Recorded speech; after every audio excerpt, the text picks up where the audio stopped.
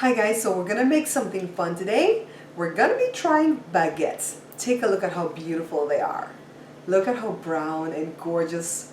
Oh my goodness, they smell good. They're still hot. You guys are gonna love these. You're watching the Bear Pantry Show.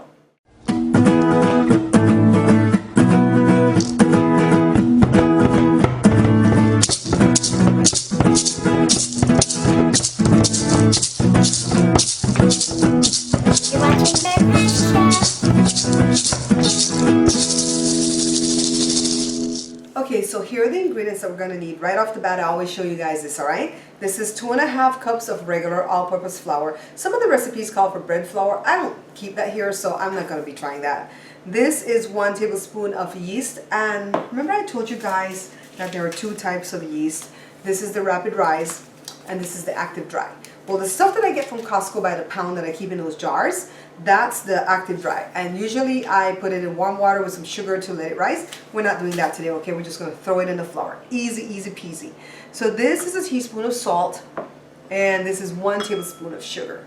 And I know that most of the time the baguette recipes don't call for any sugar, but I've tried this recipe 4 or 5 times this week and it was awful without the sugar. So we just put a little touch. We're changing it somewhat.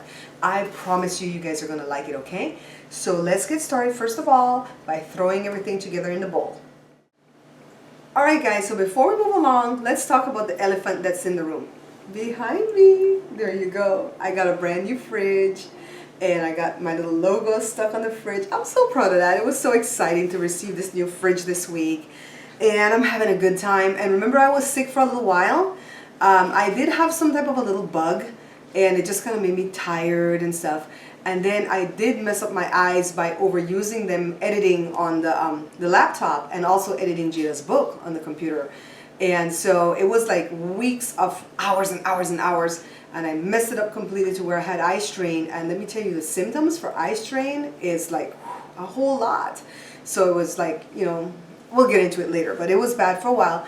But I'm good now. I'm glad to be back and healthy. And Joe and Jada helped me out last week with the 2 videos, and I'm so grateful to have them. But I'm so glad to be back in my kitchen and running the stuff here. Even Willow's glad that I'm back. She's yelling at the door. So take a look at what we have here. This is all the dry ingredients that I put in: the yeast, the sugar, the salt, and the flour. That's all it is to baguettes, okay? So we're going to add some warm water. Oh, I didn't mention this. I have like a cup of warm water right here, and it's not really hot, hot, hot. It's lukewarm, okay? So we want to make a well and start adding the wet, and add it slowly because we might not need a whole cup of water. And like I said, I've tried this recipe 4 or 5 times this week, and the first time it tasted good, but it was ugly to look at.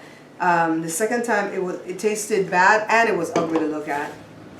Third or the 4th time, I don't know what happened. I think I started to get worse with it. And then finally, I Frankensteined it and put some pieces together. And now I have this beautiful, beautiful baguette like you saw in the opening. So this is going to be so easy, you're going to kick yourself. You see how simple it is. So I'm just adding more water. So I'm still using from that first cup, alright? The reason that I'm spending a lot of time showing you guys this part is because I don't want you to get it too wet. I've watched some other baguette videos, and basically they start off with the water and then they add the dry to it, instead of starting off with the dry and adding the wet to it. I don't like making breads like that. Maybe I'll make one of these days, but I really don't like it because it gets too soft, the dough does. And you have to like let it rise for like hours upon hours upon hours. Now, yesterday was the first time I got this recipe perfect. And I wanted it to only rise for an hour, but I had to go back to work after I came home and mixed it up like this. And I didn't come back till 3 hours later. Things kind of got hectic at the shop. And so it rose, or it was left to raise for 3 hours, and it didn't go overdone or anything like that. So I don't know how long this one's gonna rise for. I'm thinking I'm gonna try for an hour, but if we need longer, I'll let you guys know, okay? So this is pretty much done. I have, see, very little water left, and I start off with a cup, and I'm not gonna put any more because this really does feel sticky already. So let me get this cleaned up off of my hands, and we're gonna dump this on the counter, okay? And this is kneading. This is all that kneading is. I know a lot of people get scared when it comes to kneading, but you don't have to be afraid of kneading because there's no rhyme or reason to it. There's no hard work, you know. I love kneading stuff because I like the way the flour feels. It's so soft and pliable. put a little bit more, and you want to put enough flour that it doesn't feel sticky when you're done with it, all right? So I can't tell you need for 3 minutes, need for 5 minutes, you know, because this is not even a minute that I've been kneading. So I've seen some videos where people will say knead for 5 minutes. You don't really need to. If it's done, it's done. So it's feeling really, really good. So you want to make this into a ball. And I want you guys to know that I'm going to do another batch just like this, okay? Because I'm going to show you why at the end. But let's do this into a ball. This is one. And all we do is put it in this bowl. This is the same bowl that I kneaded it up in, because you know, when I'm cooking in the kitchen, even if it's not for the show, my main goal is to not have too much to clean up. I hate cleaning up stuff. So I got a new dish towel and spread over that.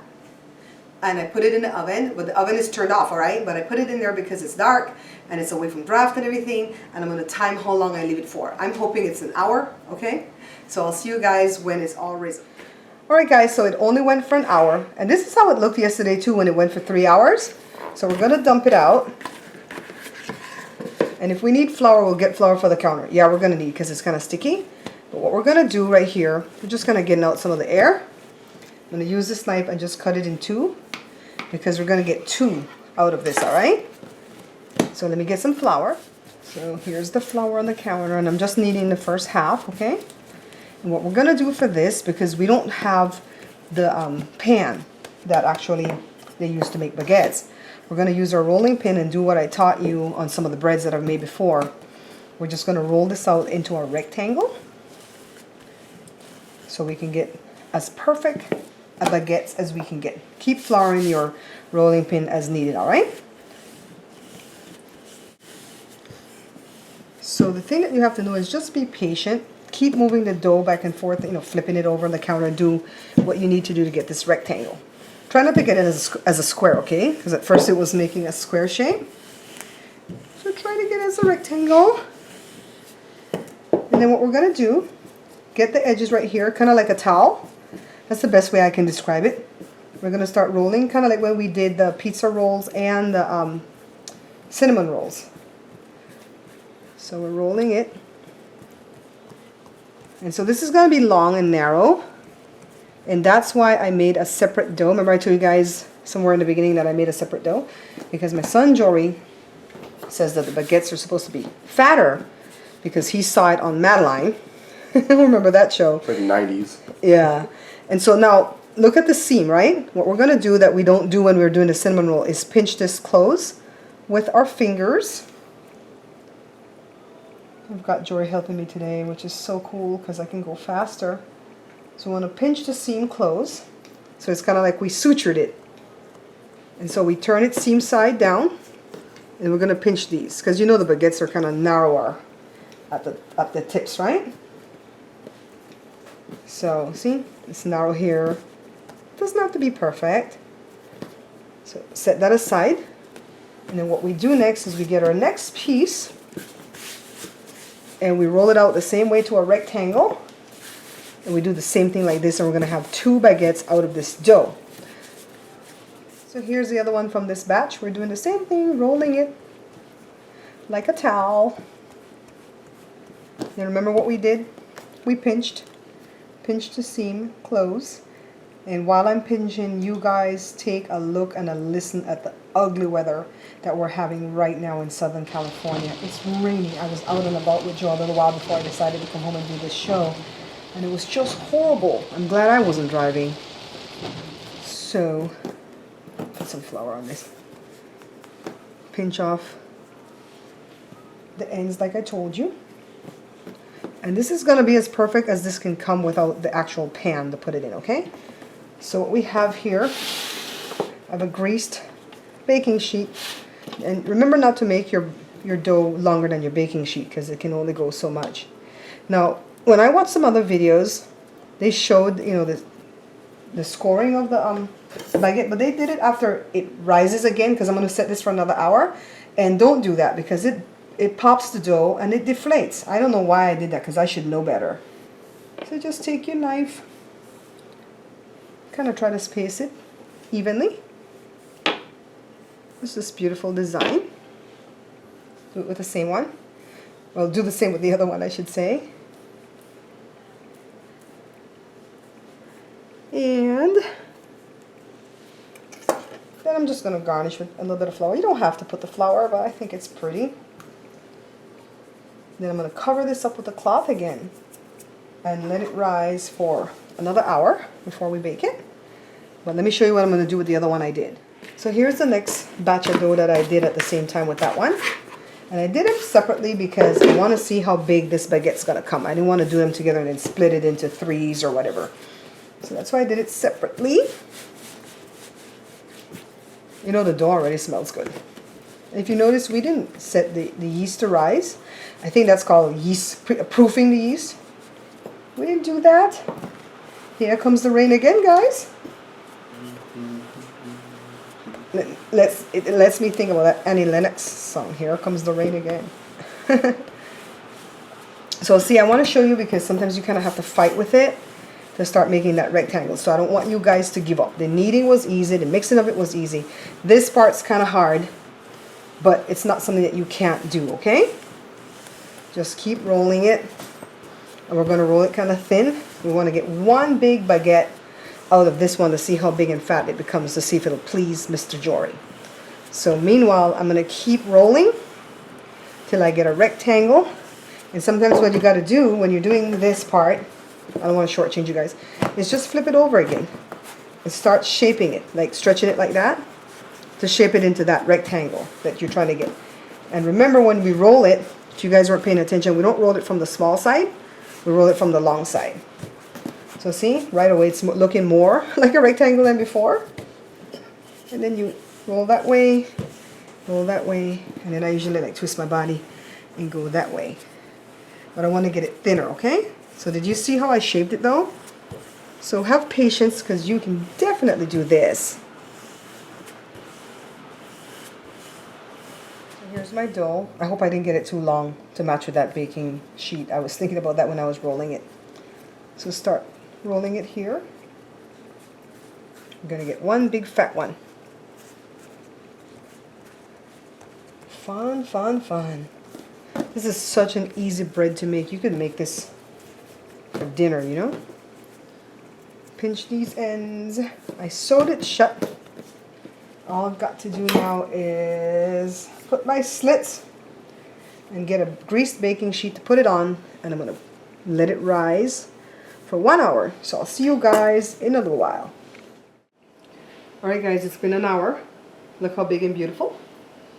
Look at that big one. Yay! So I've set the oven to preheat to 400 degrees Fahrenheit. And let me show you what else I've done.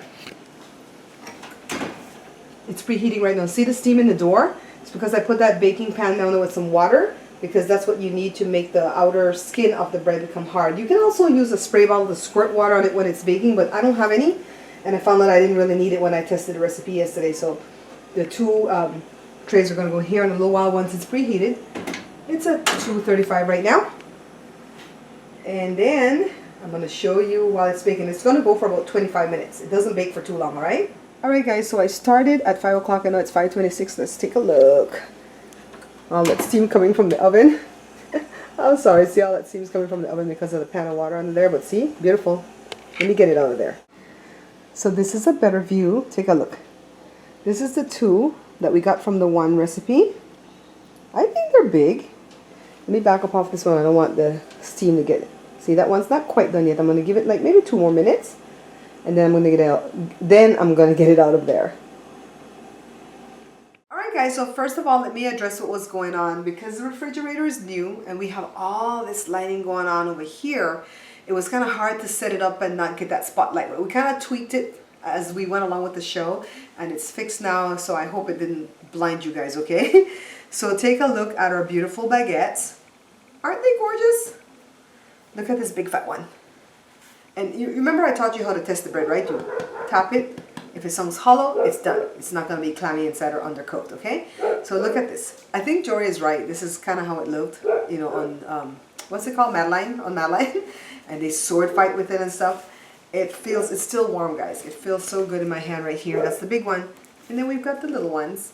And so you can just, if you do that one recipe that I showed you with 2.5 cups of flour, you can either get 2 skinny ones like that or a big fat one like that. So now all that's left to do is to cut and taste. So let's move this along. And I think I'm going to cut one of the small ones. So let's hear it. You hear it? I love hearing that sound. And you know what? Even though it sounds like that, it's not really all that hard to where it's going to peel up the roof of your mouth and stuff like that, okay? So let's cut this. I'm getting a little bitty piece. I actually want more, but I'm going to be good because I have to talk to you guys, right? I can't be eating with my mouth full. And just put a little bit of butter. And